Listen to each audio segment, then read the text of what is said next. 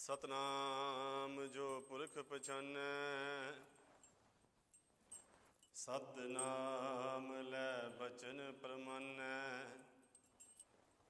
सतनाम मार्ग लै चलही,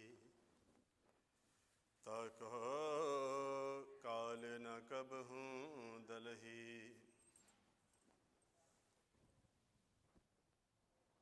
हों आया दूरों चल के,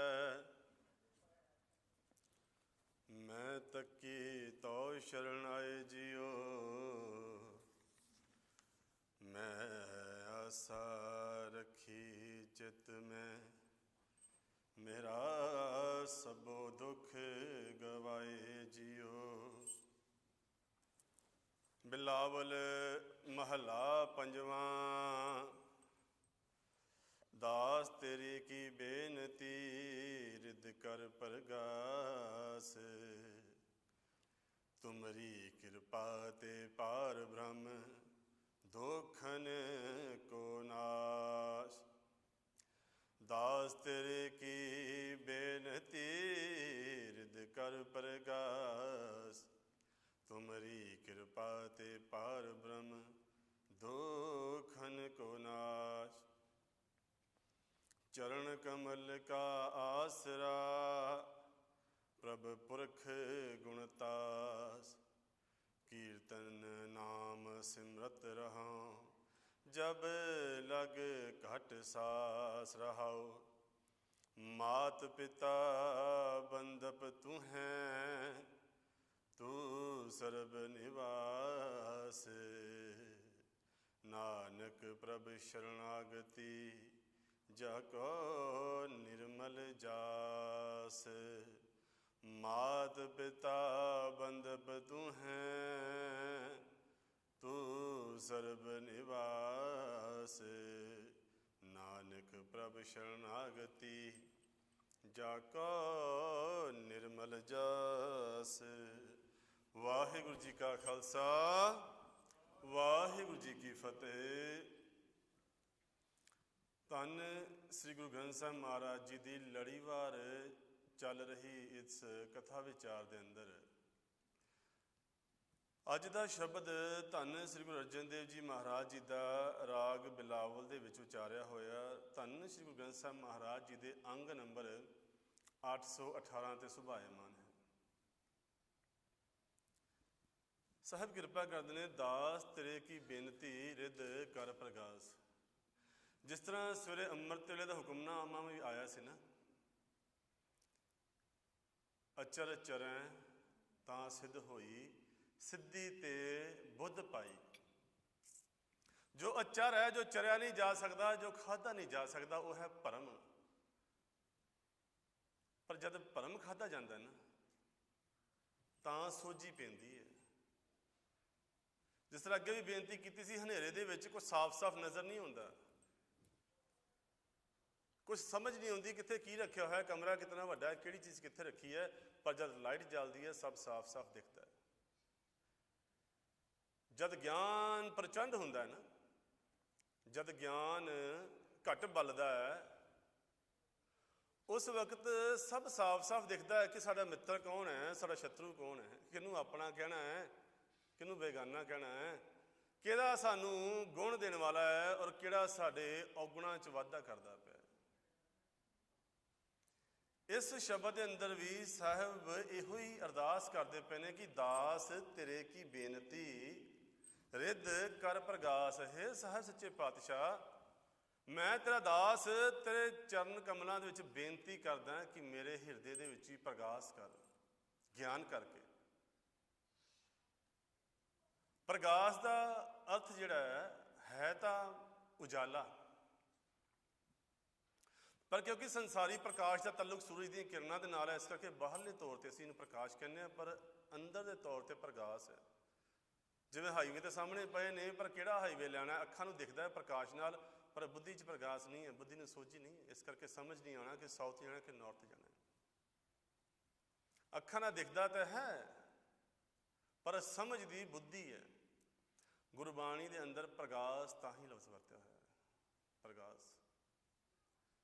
ਕਿ कि मेरे ਹਿਰਦੇ ਦੇ ਅੰਦਰ ਵੀ ਪ੍ਰਗਾਸ ਕਰ, ਜੋ ਅਗਿਆਨਤਾ ਦਾ ਇਹ ਹਨੇਰਾ ਹੈ, ਜਿਸਨੇ ਮੈਨੂੰ ਮੇਰੇ ਮੂਲ ਤੋਂ ਉਧੇੜ ਦਿੱਤਾ ਹੈ, ਜਿਸਨੇ ਮੈਨੂੰ ਮੇਰੇ ਨਿੱਜ ਘਰ ਦੇ ਵਿੱਚੋਂ ਕੱਢ ਕੇ ਇਸ ਸੰਸਾਰ 'ਚ ਲਿਆ ਕੇ ਖੜਾ ਕਰਤਾ ਹੈ, ਉਸ ਅਗਿਆਨਤਾ ਦੇ ਹਨੇਰੇ ਨੂੰ ਦੂਰ ਕਰ, ਤਾਂ ਕਿ ਮੈਨੂੰ ਰਸਤਾ ਤੇ ਸਮਝ ਆਵੇ, ਸਮਝ ਤਾਂ ਲੱਗੇ ਕਿ ਮੈਂ ਜਾਣਾ ਕਿੱਧਰ ਹੈ, ਮੈਂ ਕੀ ਖਾਣਾ ਹੈ ਕੀ ਨਹੀਂ ਖਾਣਾ। ਬਿਖ ਖਾ ਰਹੇ ਹਾਂ, ਮਾਇਆ ਖਾ ਰਹੇ ਹਾਂ, ਖਾਣਾ ਸੀਗਾ ਸੱਚ ਅੰਮ੍ਰਿਤ ਭੋਜਨ ਸਾਰ, ਖਾਣਾ ਸੀ ਨਾਮ, ਚੱਬਣਾ ਸੀ ਨਾਮ।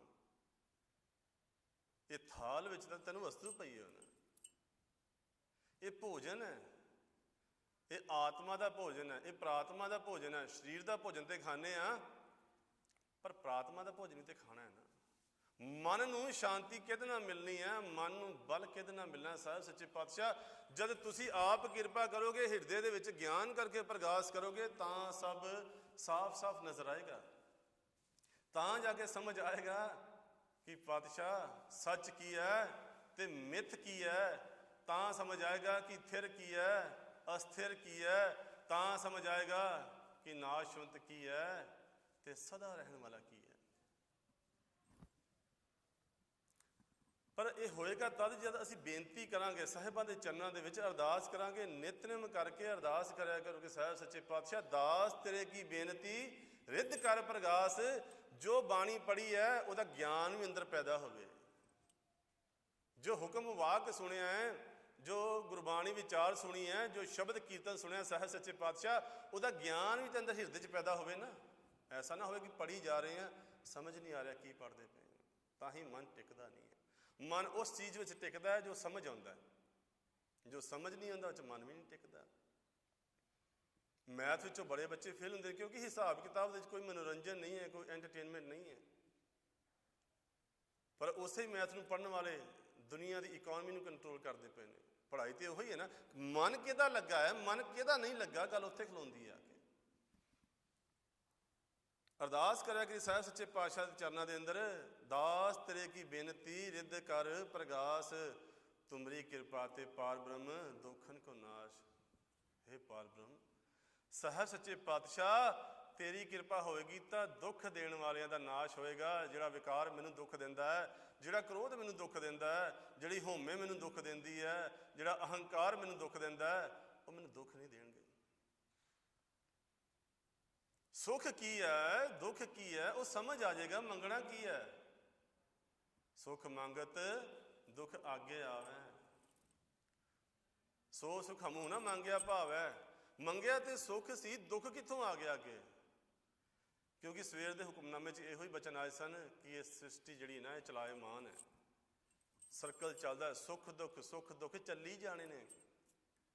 ਪਰ ਇੱਕ ਸੁੱਖ ਐਸਾ ਹੈ ਜੋ ਪਰਮ ਆਨੰਦ ਦਾ ਹੈ, ਉਹ ਇਸ ਅਵਸਥਾ ਤੋਂ ਉੱਪਰ ਚੁੱਕ ਕੇ ਲੈ ਜਾਂਦਾ। ਫਿਰ ਚਾਹੇ ਸੁੱਖ ਆਵੇ ਚਾਹੇ ਦੁੱਖ ਆਵੇ, ਉਹ ਦੋਨਾਂ ਨੂੰ ਸਮ ਕਰ ਜਾਣਦਾ। ਉੱਥੇ ਨਹੀਂ ਫਰਕ ਪੈਂਦਾ ਕਿ ਸਿਰ ਤੇ ਛਤਰ ਝੁੱਲਦੇ ਪਏ ਨੇ ਕਿ ਸਿਰ ਤੇ ਗਰਮ ਰੇਤਾ ਪੈਂਦੀ ਪਈ ਹੈ, ਉੱਥੇ ਕੁਝ ਫਰਕ ਨਹੀਂ ਪੈਂਦਾ। ਅਵਸਥਾ ਉਹੀ ਬਣੀ ਰਹਿੰਦੀ ਹੈ। ਉਸ ਸੁੱਖ ਨੂੰ ਕੋਈ ਡਿਗਾ ਨਹੀਂ ਸਕਦਾ, ਉਸ ਸੁੱਖ ਨੂੰ ਕੋਈ ਭੰਗ ਨਹੀਂ ਕਰ ਸਕਦਾ, ਉਸ ਸੁੱਖ ਨੂੰ ਕੋਈ ਖਿਣ ਮਾਤਰ ਵੀ ਹਿਲਾ ਨਹੀਂ ਸਕਦਾ। ਉਸ ਅਵਸਥਾ ਨੂੰ ਪਹੁੰਚਣਾ ਹੋਏਗਾ ਕਦ? ਜਦ ਉਹਦੇ ਚਰਨਾਂ 'ਚ ਅਰਦਾਸ ਕਰਾਂਗੇ, ਸਾਹਿਬ ਸੱਚੇ ਪਾਤਸ਼ਾਹ ਤੁਮਰੀ ਕਿਰਪਾ ਤੇ ਪਾਰ ਬ੍ਰਹਮ ਦੁੱਖਣ ਤੇ ਨਾਸ। ਤੇਰੀ ਕਿਰਪਾ ਦੇ ਨਾਲ ਹੀ ਸਭ ਕੁਝ ਹੋਣਾ ਹੈ।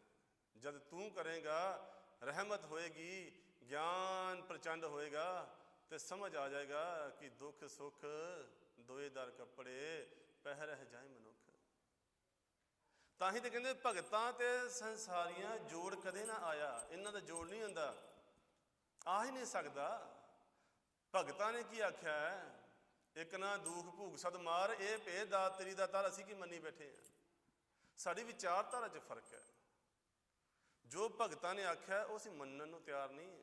ਜੋ ਗੁਰੂ ਸਾਹਿਬਾਂ ਨੇ ਆਖਿਆ, ਜੋ ਗੁਰਬਾਣੀ ਨੇ ਆਖਿਆ, ਸਾਡੀ ਸਮਝ ਤੋਂ ਪਰੇ ਦੀ ਗੱਲ ਹੈ।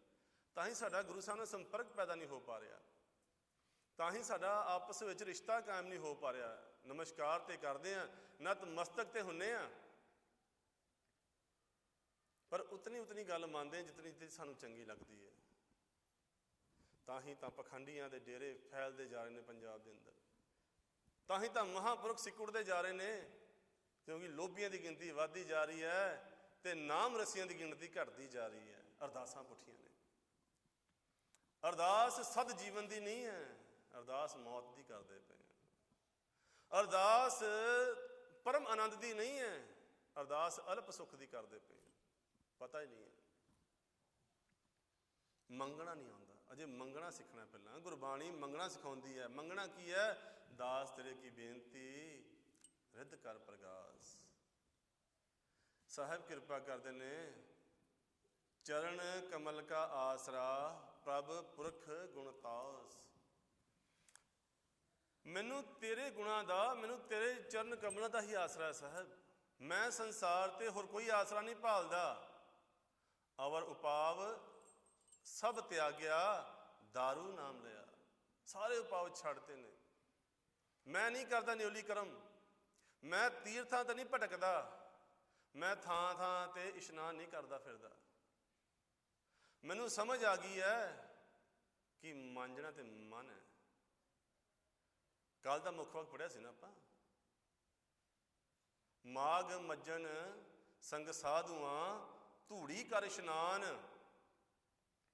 ਇਸ਼ਨਾਨ ਧੂੜੀ ਦਾ ਕਰਨਾ ਪਿਆਰੇ, ਧੂੜੀ ਖੇ ਨੂੰ ਨਹੀਂ ਕਹਿੰਦੇ।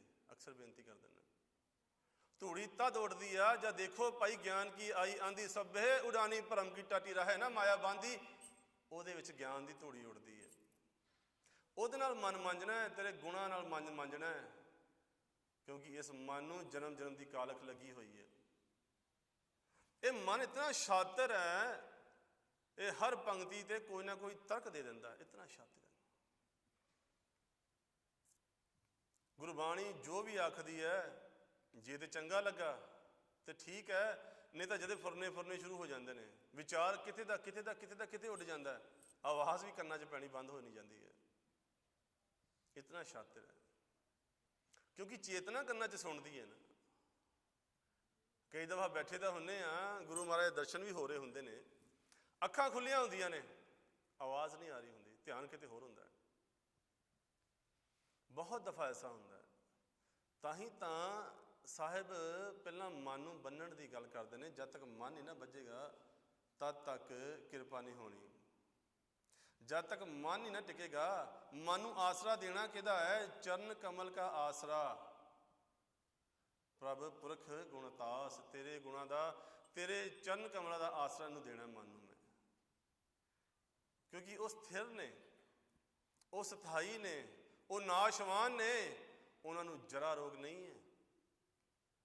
ਜਦ ਉਸ ਪਰਮੇਸ਼ਰ ਦੇ ਗੁਣਾਂ ਨਾਲ ਜੁੜਾਂਗੇ ਨਾ, ਜਿਹੜੇ ਸਦੀਵ ਨੇ, ਜਿਹੜੇ ਘਟਦੇ ਵੱਧਦੇ ਨਹੀਂ ਹੈ, ਜਿਹੜੇ ਸਦਾ ਹੀ ਪੂਰਨ ਨੇ, ਜਿਹੜੇ ਯੁੱਗ ਆਦਿ ਤੋਂ ਵੀ ਪੂਰਨ ਸੀ, ਜਿਹੜੇ ਆਦਿ 'ਚ ਵੀ ਪੂਰਨ ਨੇ, ਜਿਹੜੇ ਮੱਧ 'ਚ ਵੀ ਪੂਰਨ ਨੇ, ਉਹ ਜਿਨ੍ਹਾਂ ਨੇ ਅੰਤ ਵਿੱਚ ਹੀ ਪੂਰਨ ਰਹਿਣਾ ਹੈ। ਐਸਾ ਨਹੀਂ ਕਿ ਪਹਿਲਾਂ ਥੋੜ੍ਹੇ ਸੀ ਫਿਰ ਵੱਧ ਗਏ, ਫਿਰ ਵੱਧ ਗਏ ਤੇ ਫਿਰ ਹੋਰ ਵੱਧ ਜਾਣਗੇ। ਨਹੀਂ, ਐਸਾ ਨਹੀਂ ਹੋਏਗਾ। ਉਹ ਪਰਿਪੂਰਨ ਹੈ ਸ਼ੁਰੂ ਤੋਂ ਹੀ। ਉਹ ਆਪ ਵੀ ਪਰਿਪੂਰਨ ਹੈ, ਉਹਦੇ ਗੁਣ ਵੀ ਪਰਿਪੂਰਨ ਨੇ। ਆਪ ਵੀ ਸਮਰੱਥ ਹੈ, ਉਹਦੇ ਗੁਣ ਵੀ ਸਮਰੱਥ ਨੇ। ਜਦ ਉਸ ਸਮਰੱਥ ਦੇ ਗੁਣ ਧਾਰਨ ਕਰਾਂਗੇ ਨਾ, ਇਹ ਮਨ ਵੀ ਸਮਰੱਥ ਹੋ ਜਾਏਗਾ। ਫਿਰ ਇਹ ਮਨ ਵੀ ਸ਼ਕਤੀ ਹੋ ਜਾਏਗਾ, ਇਹ ਮਨ ਵੀ ਸੀਤਲਤਾ ਦੇਣ ਵਾਲਾ ਹੋ ਜਾਏਗਾ। ਜਿਹੜਾ ਮਨ ਕਲੇਸ਼ ਦਿੰਦਾ ਹੈ, ਜਿਹੜਾ ਮਨ ਕਲਾ ਦਿੰਦਾ ਹੈ, ਸੁੱਖ ਵੀ ਉਸੇ ਮਨ ਨੇ ਦੇਣਾ ਹੈ।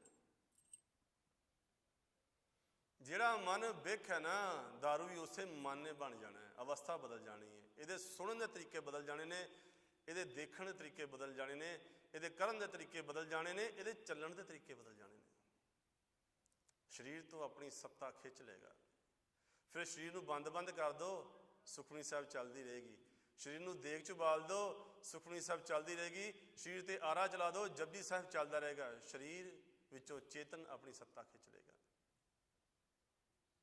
ਹੋਏਗਾ ਕਦ? ਜਦ ਸਰੀਰ ਦਾ ਆਸਰਾ ਛੱਡ ਕੇ ਸਾਹਿਬ ਤੇਰੇ ਗੁਣਾਂ ਦਾ ਆਸਰਾ ਧਾਰਨ ਕਰਾਂਗਾ। ਮੈਂ ਆਪ ਨਹੀਂ ਆਇਆ, ਤੂੰ ਲੈ ਕੇ ਆਇਆ ਹੈ। ਮੈਂ ਨਹੀਂ ਉੱਠਿਆ, ਤੂੰ ਉਠਾਇਆ ਹੈ। ਮੈਂ ਨਹੀਂ ਕੀਤਾ ਸਾਹਿਬਾ, ਤੂੰ ਕਰਵਾਇਆ ਹੈ। ਤੇ ਜੇ ਤੂੰ ਨਾ ਲੈਂਦਾ ਤਾਂ ਮੈਨੂੰ ਸਾਹ ਵੀ ਨਹੀਂ ਸੀ ਆਉਣਾ। ਜੇ ਤੂੰ ਨਾ ਕਰਦਾ ਤੇ ਮੇਰੇ ਹਾਰਟ ਨੇ ਬਲੱਡ ਪੰਪ ਵੀ ਨਹੀਂ ਸੀ ਕਰਨਾ। ਸਾਹਿਬਾ ਤੂੰ ਕਰਦਾ ਹੈ। ਇਸ ਅਵਸਥਾ ਨੂੰ ਪਹੁੰਚਣਾ ਆਹਿਸਤਾ ਆਹਿਸਤਾ। ਫਿਰ ਸਾਹਿਬ ਕਿਰਪਾ ਕਰਦੇ ਨੇ, ਕੀਰਤਨ ਨਾਮ ਸਿਮਰਤ ਰਹੋ। ਇੱਥੇ ਜੋ ਕੀਰਤਨ ਗੁਰਬਾਣੀ ਦੇ ਅੰਦਰ ਆਇਆ ਨਾ, ਅਨ ਦਿਨ ਕੀਰਤਨ ਕੇਵਲ ਬਖਿਆਨ। ਮੈਂ ਸੁਣਾ ਵੀ, ਤੇ ਕੀਰਤਨ ਦਾ ਵਿਖਿਆਨ ਵਿਆਖਿਆ ਨੂੰ ਕਹਿੰਦੇ ਨੇ। ਉਹ 'ਚ ਮੇਰਾ ਮਨ ਵੀ ਟਿਕੇ, ਮੈਨੂੰ ਸਮਝ ਵੀ ਆਵੇ ਮੈਂ ਕੀ ਸੁਣ ਕੇ ਆਇਆ। ਸ਼ਬਦ ਵਿਚਾਰ ਦੇ ਵਿੱਚ ਮੇਰਾ ਮਨ ਜੁੜਿਆ ਰਵੇ, ਸ਼ਬਦ ਵਿਚਾਰ ਦੇ ਵਿੱਚ ਮੇਰਾ ਮਨ ਲੱਗਾ ਰਵੇ, ਸ਼ਬਦ ਵਿਚਾਰ ਦੇ ਵਿੱਚ ਮੇਰਾ ਮਨ ਟਿਕਿਆ ਰਵੇ। ਜਿਹੜੇ ਕਹਿੰਦੇ ਮਨ ਨੂੰ ਕਰਨਾ ਕੀ ਹੈ, ਸ਼ਬਦ ਵਿਚਾਰ ਚਲਾ ਲਓ, ਅਭਿਆਸ ਕਰੋ, ਕੋਈ ਵੀ ਸ਼ਬਦ ਲੈ ਲਓ, ਉੱਤੇ ਵਿਚਾਰ ਸ਼ੁਰੂ ਕਰ ਲਓ, ਸੌਣ ਲੱਗਿਆਂ ਕਰ ਲਓ, ਉੱਠਦਿਆਂ ਕਰ ਲਓ। ਜਿਸ ਤਰ੍ਹਾਂ ਮਹਾਂਪੁਰਖ ਆਖਿਆ ਕਰਦੇ ਸਨ, ਕਹਿੰਦੇ ਮਨ ਦਾ ਭਰੋਸਾ ਨਹੀਂ ਹੈ ਕਿ ਚੱਪਲ ਪਾ ਕੇ ਤੁਰਿਆ ਮਨ ਬਦਲ ਨਾ ਜਾਵੇ। ਉੱਠ ਕੇ ਤੁਰਿਆ ਮਨ, ਉੱਠਦਿਆਂ ਹੀ ਸਿਮਰਨ ਸ਼ੁਰੂ ਕਰ ਲਓ। ਜਦੇ ਆ ਖੁੱਲੀ ਤਦੇ ਮਨ ਨੂੰ ਢਾਹ ਲਓ। ਇਹਨੂੰ ਉੱਠਣ ਦਾ ਮੌਕਾ ਹੀ ਨਾ ਦਿਓ। ਇਹਨੂੰ ਮੌਕਾ ਹੀ ਕਿਉਂ ਦੇਣਾ ਕਿ ਮੈਂ ਉੱਠ ਕੇ ਉੱਥੋਂ ਤੱਕ ਜਾਵਾਂ, ਹੱਥ ਮੂੰਹ ਧੋ ਕੇ ਆਵਾਂ। ਉੱਥੇ ਹੀ ਸਿਮਰਨ ਸ਼ੁਰੂ ਕਰ ਲਓ, ਉੱਥੇ ਦੀ ਸੰਗੀ ਨੱਪ ਲਓ। ਜਦੇ ਅੱਖ ਖੁੱਲੀ ਜਦੇ ਫੜ ਲਓ। ਜਿਉਂ-ਜਿਉਂ ਅਭਿਆਸ ਕਰਾਂਗੇ ਇਹ ਅਭਿਆਸ ਨਿਤਨੇਮ ਬਣ ਜਾਏਗਾ। ਫਿਰ ਕਰਨਾ ਨਹੀਂ ਪਏਗਾ, ਫਿਰ ਆਪੇ ਹੋਏਗਾ। ਫਿਰ ਉੱਠਾਂਗੇ ਤਦ ਵੀ ਵਿਚਾਰ ਹੈ, ਸੋਵਾਂਗੇ ਤਦ ਵੀ ਵਿਚਾਰ ਹੈ, ਕੰਮ ਕਾਰ ਕਰਾਂਗੇ ਤਦ ਵੀ ਵਿਚਾਰ ਦੇ ਵਿੱਚ ਰਹਾਂਗੇ। ਅਭਿਆਸ ਹੀ ਹੈ ਨਾ ਸਾਡਾ। ਜਿਸ ਤਰ੍ਹਾਂ ਦਾ ਵੀ ਕਰ ਲਾਂਗੇ ਉਸ ਤਰ੍ਹਾਂ ਦਾ ਹੋ ਜਾਏਗਾ।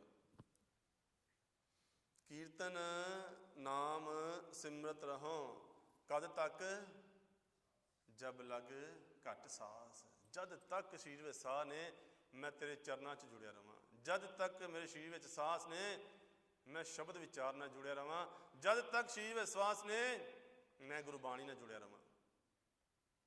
ਕਿਉਂਕਿ ਆਖਰੀ ਸਾਧ ਨਬੇੜਾ ਹੋਣਾ ਹੈ, ਇਸ ਪਾਰ ਕਿ ਉਸ ਪਾਰ। ਜਦ ਸਾਹ ਨਿਕਲਣਾ ਨਾ, ਇੱਕ ਛਿਨ ਜੋ ਇੱਕ ਚਿੱਤ ਜੋ ਇੱਕ ਛਿਨ ਤੇ ਆਇਓ ਕਾਲ ਫਾਂਸ ਕੇ ਵਿੱਚ ਨਾ ਆਇਓ। ਸਾਰੀ ਉਮਰ ਅਸੀਂ ਗੁਰਬਾਣੀ ਦਾ ਅਭਿਆਸ ਉਸ ਆਖਰੀ ਅਵਸਥਾ ਵਾਸਤੇ ਕਰਨਾ ਹੈ, ਤਾਂ ਕਿ ਆਖਰੀ ਸਾਹ ਲੈਂਦੇ ਕਿਤੇ ਧਿਆਨ ਪਛਾਣ ਨਾ ਰਹਿ ਜੇ। ਆਖਰੀ ਸਾਹ ਲੈਂਦੇ ਕਿਤੇ ਧਿਆਨ ਬੱਚਿਆਂ 'ਚ ਨਾ ਰਹਿ ਜੇ। ਆਖਰੀ ਸਾਹ ਲੈਂਦੇ ਕਿਤੇ ਧਿਆਨ ਕਾਰੋਬਾਰ 'ਚ ਨਾ ਰਹਿ ਜੇ। ਜੇ ਧਿਆਨ ਕਾਰੋਬਾਰ 'ਚ ਰਹਿ ਗਿਆ ਜਨਮ ਫਿਰ ਮਿਲੇਗਾ। ਕਿਹਦਾ ਮਿਲੇਗਾ? ਇਹਦੇ ਬਾਰੇ ਗੁਰਬਾਣੀ ਚੁੱਪ ਹੈ। ਸਾਹਿਬ ਇਸ ਚੱਕਰ 'ਚ ਨਹੀਂ ਪਏ। ਹਾਂ, ਜੂਨ ਹੋਏਗੀ, ਨਬੇੜਾ ਨਹੀਂ ਹੋਏਗਾ, ਆਵਨ ਜਾਨ ਬਣਿਆ ਰਹੇਗਾ। ਜਮ ਜਮ ਮਰੇ ਮਰੇ ਫਿਰ ਜੰਮੇ, ਉਹ ਚੱਕਰ ਚੱਲੀ ਜਾਣਾ ਹੈ। ਪਰ ਕਿੱਥੇ ਜਾ ਕੇ ਡਿੱਗਾਂਗੇ? ਇਸ ਪੌੜੀ ਤੇ ਜੇ ਨਾ ਚੁੱਕੇ ਕਿੱਥੇ ਡਿੱਗਾਂਗੇ ਉਹ ਨਹੀਂ ਪਤਾ। ਕਿਹੜੀ ਪੌੜੀ ਤੇ ਡਿੱਗਾਂਗੇ ਜਾ ਕੇ? ਸੋ ਸਾਹਿਬ ਕਹਿੰਦੇ ਮੇਰਾ ਜੋ ਸਿਮਰਨ ਹੈ, ਮੇਰਾ ਜੋ ਅਭਿਆਸ ਹੈ, ਮੇਰੀ ਸ਼ਬਦ ਵਿਚਾਰ ਹੈ, ਮੇਰੀ ਸੁਰਤ ਸਾਹਿਬ ਤੇਰੇ ਚਰਨ ਕਮਲਾਂ ਦੇ ਨਾਲ ਲੱਗੀ ਰਵੇ। ਕਦ ਤੱਕ? ਜਦ ਤੱਕ ਘੱਟ ਦੇ ਵਿੱਚ ਆਖਰੀ ਸਵਾਸ ਤੱਕ ਬਾਕੀ ਹੈ। ਜਦ ਤੱਕ ਇਹ ਸਰੀਰ ਸਾਹ ਲੈਣਾ ਨਹੀਂ ਛੱਡ ਦਿੰਦਾ, ਤਦ ਤੱਕ। ਜਦ ਤੱਕ ਮਨ ਮੇਰਾ ਸਮਾ ਨਹੀਂ ਜਾਂਦਾ, ਤਦ ਤੱਕ। ਆਖਰੀ ਸਾਹ ਤੱਕ ਚੱਲਦਾ ਰਵੇ, ਚੱਲਦਾ ਰਵੇ, ਚੱਲਦਾ ਰਵੇ। ਤਾਂ ਹੀ ਪਰਲੇ ਪਾਸੇ ਹੱਸਦੇ ਖੇਡਦੇ ਹੋਏ ਜਾਵਾਂਗੇ। ਨਹੀਂ ਤਾਂ ਬੜੇ ਸੱਜਣ ਸਰੀਰ ਛੱਡਦੇ ਨੇ, ਬੜੀ ਦੁੱਖ ਵਿੱਚ ਛੱਡਦੇ ਨੇ। ਤੇ ਕਈ ਸੱਜਣ ਸਰੀਰ ਛੱਡਦੇ ਨੇ, ਉਹ ਬੜੇ ਆਰਾਮ ਨਾਲ ਛੱਡ ਜਾਂਦੇ ਨੇ। ਸਰੀਰ ਤੇ ਦੋਵੇਂ ਛੱਡਦੇ ਨੇ, ਇੱਕ ਤਕਲੀਫ ਵਿੱਚ ਛੱਡਦਾ ਹੈ, ਇੱਕ ਆਰਾਮ ਨਾਲ ਛੱਡ ਜਾਂਦਾ ਹੈ। ਛੱਡਿਆ ਸਰੀਰ ਹੈ ਪਰ ਤਰੀਕਾ ਅਲੱਗ ਅਲੱਗ ਹੈ। ਮਸਕੀਨ ਸਾਹਿਬ ਜੀ ਦੇ ਦਰਸ਼ਨ ਕਰੋ। ਸਰੀਰ ਛੱਡਿਆ ਹੋਇਆ ਨਾ, ਉਹ ਇਸ ਤਰ੍ਹਾਂ ਲੱਗ ਰਿਹਾ ਤਸਵੀਰਾਂ ਦੇ ਵਿੱਚ ਹੁਣੇ ਉੱਠ ਕੇ ਬੋਲਣਗੇ। ਗੁਰਮੁਖ ਸੱਜਣ ਇਸ ਤਰ੍ਹਾਂ ਜਾਂਦੇ ਨੇ, ਆਪਣੇ ਆਪ ਛੱਡ ਕੇ ਆਪਣੇ ਘਰ ਜਾਂਦੇ ਨੇ। ਉਹਨਾਂ ਨੂੰ ਕੋਈ ਧੂਕੇ ਨਹੀਂ ਖੜਦਾ, ਧੱਕੇ ਨਾਲ ਹੀ ਸਰੀਰ ਛੱਡਣਾ ਪੈਂਦਾ। ਉਹ ਡਰਦੇ ਨਹੀਂ ਨੇ, ਉਹ ਤੜਫਦੇ ਨਹੀਂ ਨੇ, ਉਹ ਬਿਲਕਦੇ ਨਹੀਂ ਨੇ। ਪਰ ਹੋਏਗਾ ਕਦ? ਜਦ ਕੀਰਤਨ ਨਾਮ ਸਿਮਰਤ ਰਹੋ ਜਬ ਲਗ ਘਟ ਸਾਸ ਰਹਾਓ। ਮਾਤ ਪਿਤਾ ਬੰਧਪ ਤੂੰ ਹੈ, ਤੂੰ ਸਰਬ ਨਿਵਾਸ। ਤੂੰ ਮਾਤਾ ਹੈ, ਤੂੰ ਪਿਤਾ ਹੈ। ਜਿਤਨੇ ਸੰਸਾਰੀ ਰਿਸ਼ਤੇ ਨੇ ਸਾਰੇ ਤੇਰੇ ਕਰਕੇ ਹੀ ਨੇ, ਇਹ ਤੂੰ ਹੀ ਹੈ। ਜਦ ਇਸ ਅਵਸਥਾ ਨੂੰ ਮਨ ਪਹੁੰਚਦਾ ਹੈ ਨਾ, ਤਦ ਮਨ ਸੰਸਾਰੀ ਰਿਸ਼ਤਿਆਂ 'ਚ ਆਪਣਾ ਮਨ ਖਿੱਚ ਲੈਂਦਾ ਹੈ। ਜਿਵੇਂ ਕਬੀਰ ਸਾਹਿਬ ਕਹਿੰਦੇ ਨੇ, ਲੋਕ ਹੈ ਇਹ ਗੀਤ ਹੈ ਇਹ ਤੋਂ ਬ੍ਰਹਮ ਵਿਚਾਰ। ਜਿਉਂ ਕਾਂਸ਼ੀ ਉਪਦੇਸ਼ ਹੋਏ ਮਾਨਸ ਮਰਤੀ ਵਾਰ। ਕਾਂਸ਼ੀ ਦੇ ਵਿੱਚ ਪੰਡਤ ਸਾਰੀ ਉਮਰ ਉਹਨਾਂ ਨੂੰ ਭਟਕਾਉਂਦਾ ਹੈ ਵਹਿਮਾਂ ਭਰਮਾਂ ਦੇ ਵਿੱਚ। ਤੂੰ ਪਾਪ ਕੀਤਾ ਹੈ, ਇਤਨੇ ਪੁੰਨ ਕਰ। ਤੂੰ ਪਾਪ ਕੀਤਾ ਹੈ, ਤੂੰ ਦਾਨ ਕਰ। ਤੂੰ ਪਾਪ ਕੀਤਾ ਹੈ, ਤੂੰ ਇਸ਼ਨਾਨ ਕਰ, ਧੁੱਪ ਜਾਣਗੇ। ਪਰ ਜਦ ਆਖਰੀ ਸਵਾਸ ਆਉਂਦਾ ਨਾ, ਤੇ ਆਖਰੀ ਸਾਹ ਦੇ ਪੰਡਤ ਦੇ ਕੋਲ ਉਹ ਲੋਥ ਲੈ ਕੇ ਜਾਈ ਜਾਂਦੀ ਹੈ। ਉਹਨੂੰ ਸਮਝਾਉਂਦਾ, ਨਹੀਂ ਛੱਡ ਦੇ, ਸਰੀਰ ਤੇਰਾ ਨਹੀਂ ਹੈ, ਛੱਡ ਦੇ। ਇਹ ਪੁੱਤਰ ਤੇਰਾ ਨਹੀਂ ਹੈ, ਛੱਡ ਦੇ। ਤੂੰ ਆਪਣੇ ਘਰ ਜਾ, ਤੂੰ ਰਾਮ ਦੀ ਅੰਸ਼ ਹੈ, ਰਾਮ ਕੇ ਰਾਮ ਕਹੋ ਤੂੰ ਚੱਲ। ਉਹ ਜੋ ਉਹਨੂੰ ਆਖਰੀ ਮੌਤ ਦੇ ਸਮੇਂ ਸਮਝਾਉਂਦਾ, ਜਦ ਫਾਇਦਾ ਹੀ ਕੁਛ ਨਹੀਂ ਹੋਣ ਵਾਲਾ। ਗੁਰਬਾਣੀ ਸ਼ੁਰੂਆਤ ਇੱਥੋਂ ਕਰਦੀ ਹੈ, ਪਹਿਲਾ ਮਰਨ ਕਬੂਲ, ਇੱਥੋਂ ਸ਼ੁਰੂ ਹੁੰਦੀ ਗੁਰਬਾਣੀ ਸਾਡੀ। ਜਿਹੜਾ ਗਿਆਨ ਪੰਡਤ ਉਸ ਵਕਤ ਦੇ ਰਿਹਾ ਹੈ ਜਦ ਫਾਇਦਾ ਹੀ ਕੁਛ ਨਹੀਂ ਹੈ। ਗੁਰਬਾਣੀ ਸ਼ੁਰੂਆਤੀ ਪੜ੍ਹਾਈ ਇਹੋ ਹੈ ਕਿ ਪਹਿਲਾ ਮਰਨ ਕਬੂਲ। ਛੱਡ ਮਨ ਆਪਣਾ, ਛੱਡ ਹਉਮੈ ਆਪਣੀ, ਛੱਡ ਵਿਕਾਰ ਆਪਣਾ, ਛੱਡ ਦੇ ਤੂੰ ਮੈਂ ਵਾਂ। ਚਿੱਤ ਨੂੰ ਕਹਿ ਹਉ ਛੱਡੇ, ਮਨ ਨੂੰ ਕਹਿ ਮੈਂ ਛੱਡੇ, ਕਿਉਂਕਿ ਹਉਮੈ ਦੋ ਲਫ਼ਜ਼ਾਂ ਸੁਮੇਲ ਹੈ। ਹਉ ਹਉ ਮੈਂ ਵਿੱਚੋਂ ਖੋਵੈ, ਹਉ ਔਰ ਮੈਂ। ਅਹੰਕਾਰ ਦੀਰਘ ਰੋਗ ਨਹੀਂ ਹੈ, ਹਉਮੈ ਦੀਰਘ ਰੋਗ ਹੈ। ਅਹੰਕਾਰ ਤੇ ਚੱਲ ਜਾਂਦਾ, ਚਿੰਤਾ ਜਾਏ ਮਿਟੇ ਅਹੰਕਾਰ। ਮੇਰੇ ਕੁਛ ਕਰਨ ਦੀ ਚਿੰਤਾ ਨਹੀਂ ਹੈ। ਅੰਮ੍ਰਿਤ ਵੇਲੇ ਉੱਠਣਾ ਹੈ ਨਾ ਕਿਉਂਕਿ ਨਿੱਜ ਘਰ ਜਾਣਾ ਹੈ, ਗੁਰੂ ਘਰ ਆਉਣਾ ਹੈ ਨਾ ਕਿਉਂਕਿ ਜੀਵਨ ਸਫਲਾ ਕਰਨਾ ਹੈ, ਸੇਵਾ ਕਰਨੀ ਹੈ ਨਾ। ਪਰ ਕਿਉਂਕਿ ਸਭ ਕੁਝ ਮੈਂ ਕਰਨਾ ਤੇ ਚਿੰਤਾ ਮੈਨੂੰ ਮੇਰੇ ਕਰਨ ਦੀ ਹੈ। ਜੇ ਅੱਖ ਨਾ ਖੁੱਲੀ ਤੇ ਫਿਰ ਕਿਉਂਕਿ ਮੈਂ ਕਰਨਾ ਹੈ ਤੇ ਮੇਰੇ ਕਰਨ ਕਰਕੇ ਉੱਤੇ ਅਹੰਕਾਰ ਦਾ ਬੀਜ ਪੈ ਜਾਂਦਾ ਆਪਣੇ ਆਪ ਹੀ। ਪਰ ਜਦ ਚਿੰਤਾ ਛੱਡਤੀ, ਸਾਹਿਬਾ ਤੂੰ ਕਰਨਾ ਹੈ, ਤੂੰ ਲੈ ਕੇ ਆਉਣਾ, ਤੂੰ ਕਰਵਾਉਣਾ, ਤੂੰ ਹੀ ਕਰਵਾਉਂਦਾ ਹੈ। ਜਦ ਇੱਥੇ ਆਵਾਂਗੇ ਨਾ ਚਿੰਤਾ ਚਲੀ ਜਾਏਗੀ, ਕਿਉਂਕਿ ਮੈਂ ਕੁਛ ਕਰਦਾ ਨਹੀਂ। ਜੇ ਮੈਂ ਕੁਛ ਕਰਦਾ ਨਹੀਂ ਤੇ ਮੇਰੇ ਕਰਨ ਦੀ ਚਿੰਤਾ ਵੀ ਕਾਹਦੀ ਹੈ? ਤੇ ਜੇ ਚਿੰਤਾ ਹੀ ਕਾਹਦੀ ਨਹੀਂ, ਉਪਰਾਲੇ ਕਾਹਦੇ? ਜੇ ਉਪਰਾਲੇ ਮੈਂ ਨਹੀਂ ਕਰਦਾ ਤੇ ਅਹੰਕਾਰ ਵੀ ਕਾਹਦਾ? ਪਰ ਹਉਮੈ ਦੀਰਘ ਰੋਗ ਹੈ, ਇਹਦਾ ਇਲਾਜ ਔਖਾ ਹੈ। ਦਾਰੂ ਪੀ ਇਸ ਮਾਹੇ, ਜਿਸ ਹਿਰਦੇ ਦੇ ਵਿੱਚ ਹਉਮੈ ਹੈ ਨਾ ਉਸੇ ਹਿਰਦੇ 'ਚ ਦਾਰੂ ਵੀ ਹੈ, ਨਾਮ ਉੱਥੇ ਹੀ ਹੈ। ਪਰ ਹਉਮੈ ਨਾਵੇਂ ਨਾਲ ਵਿਰੋਧ ਹੈ, ਉਹ ਇੱਕ ਥਾਂ 'ਤੇ ਨਹੀਂ ਕਦੀ ਵਸਦੇ। ਜਾਂ ਹਉਮੈ ਹੋਏਗੀ ਜਾਂ ਨਾਮ ਹੋਏਗਾ। ਜਿੱਥੇ ਨਾਮ ਹੈ ਉੱਥੇ ਹਉਮੈ ਨਹੀਂ ਹੈ, ਨਿਸ਼ਾਨੀ ਹੈ। ਤੇ ਜਿੱਥੇ ਹਉਮੈ ਹੈ ਉੱਥੇ ਨਾਮ ਹੋਣ ਦਾ ਸਵਾਲ ਹੀ ਪੈਦਾ ਨਹੀਂ ਹੁੰਦਾ। ਗੁਰਬਾਣੀ ਦਾ ਫੈਸਲਾ ਹੈ ਨਾ। ਪਰ ਜਦ ਸਮਝਾਉਣੇ ਨਾ ਹੌਲੀ ਹੌਲੀ ਮਨ ਨੂੰ ਕਿ ਇਹ ਸੰਸਾਰੀ ਰਿਸ਼ਤੇ ਮੇਰੇ ਨਹੀਂ ਨੇ, ਮਾਤਾ ਵੀ ਤੂੰ ਹੈ, ਮਤ ਮਾਤਾ ਸੰਤੋਖ ਪਿਤਾ ਹੈ ਨਾ, ਪਿਤਾ ਵੀ ਤੂੰ ਹੈ, ਸਾਰੇ ਮੇਰੇ ਰਿਸ਼ਤੇਦਾਰ ਵੀ ਤੂੰ ਆਪ ਹੀ ਹੈ, ਮੇਰਾ ਮਿੱਤਰ ਸਖਾ ਵੀ ਤੂੰ ਆਪ ਹੀ ਹੈ, ਮੇਰਾ ਸਹਾਈ ਵੀ ਤੂੰ ਆਪ ਹੀ ਹੈ। ਇਹ ਜੋ ਸੰਸਾਰੀ ਰਿਸ਼ਤੇ ਨੇ ਇਹਨਾਂ ਨੇ ਔਖੇ ਵੇਲੇ ਛੱਡ ਜਾਣਾ ਹੈ। ਜਦ ਸਰੀਰ ਤੇ ਭਾਰ ਬਣਨਾ ਨਾ, ਜਦ ਸਵਾਸ ਕੁਛ ਰਹਿ ਜਾਣੇ ਨੇ, ਇਹ ਮੇਰੇ ਹੱਥ ਤੇ ਫੜ ਲੈਣਗੇ, ਇਹ ਮੇਰਾ ਸਰੀਰ ਤੇ ਫੜ ਲੈਣਗੇ, ਪਰ ਮੈਨੂੰ ਨਹੀਂ ਫੜ ਸਕਦੇ। ਮੈਨੂੰ ਤੇ ਜਾਣਾ ਪੈਣਾ ਹੈ। ਮੇਰੀ ਸਹਾਇਤਾ ਕਿਹਨੇ ਕਰਨੀ ਹੈ? ਸਾਹਿਬਾ ਤੂੰ ਕਰਨੀ ਹੈ। ਤੂੰ ਉੱਥੇ ਵੀ ਸਹਾਈ ਹੋਣਾ ਜਿੱਥੇ ਕਿਸੇ ਨੇ ਸਹਾਈ ਨਹੀਂ ਹੋਣਾ। ਇਹਨਾਂ ਕੋਈ ਸਰੀਰ ਰਹਿ ਜਾਣਾ, ਮੈਂ ਨਹੀਂ ਰਹਿਣਾ, ਮੈਂ ਨਿਕਲ ਜਾਣਾ ਵਿੱਚੋਂ। ਸਾਹਿਬ ਮੇਰਾ ਸਹਾਈ ਤੂੰ ਹੈ। ਇਹ ਸਰੀਰ ਦੇ ਸਹਾਈ ਨੇ, ਇਹ ਰਿਸ਼ਤੇ ਸਰੀਰ ਕਰਕੇ ਨੇ। ਮਾਂ ਵੀ ਸਰੀਰ ਕਰਕੇ, ਪਿਤਾ ਵੀ ਸਰੀਰ ਕਰਕੇ ਹੈ, ਪਤਨੀ ਵੀ ਸਰੀਰ ਕਰਕੇ ਹੈ। ਜਦ ਮੈਂ ਵਿੱਚੋਂ ਨਿਕਲਣਾ ਹੈ ਤਾਂ ਪਿਤਾ ਨੇ ਕਹਿਣਾ ਹੈ ਕਿ ਭਾਈ ਟਾਈਮ ਸਿਰ ਸਾੜ ਦੋ, ਬੋ ਨਾ ਮਾਰ ਜੇ। ਮਾਤਾ ਨੇ ਕਹਿਣਾ ਹੈ ਭਾਈ ਧਿਆਨ ਨਾਲ ਲੈ ਜਾਓ ਇਹਨੂੰ, ਕਿਤੇ ਜਿਸਮ ਖਰਾਬ ਨਾ ਹੋ ਜੇ ਇਹਦਾ। ਉਹੀ ਮਾਂ ਕਹਿੰਦੀ ਜਿਹੜੀ ਮੇਰਾ ਹੈ, ਉਹਨੇ ਕਹਿਣਾ ਧਿਆਨ ਨਾਲ ਸਾੜ ਦਿਓ ਇਹਨੂੰ। ਇਹ ਸਰੀਰ ਕਰਕੇ ਨੇ, ਮੇਰੇ ਕਰਕੇ ਨਹੀਂ ਹੈ। ਮੇਰੇ ਕਰਕੇ ਤੂੰ ਹੈ, ਤੂੰ ਮੇਰਾ ਪਿਤਾ ਹੈ। ਤੂੰ ਉੱਥੇ ਵੀ ਸਹਾਈ ਹੋਣਾ ਹੈ ਜਿੱਥੇ ਕਿਸੇ ਨੇ ਮੇਰੀ ਬਾਂਹ ਨਹੀਂ ਫੜਨੀ। ਤੂੰ ਮੇਰਾ ਪਿਤਾ ਹੈ, ਤੂੰ ਮੇਰਾ ਮਾਤਾ ਹੈ, ਤੂੰ ਮੇਰਾ ਬੰਧਪ ਹੈ। ਸਾਹਿਬ ਜੋ ਕੁਛ ਹੈ ਉਹ ਤੂੰ ਹੀ ਹੈ।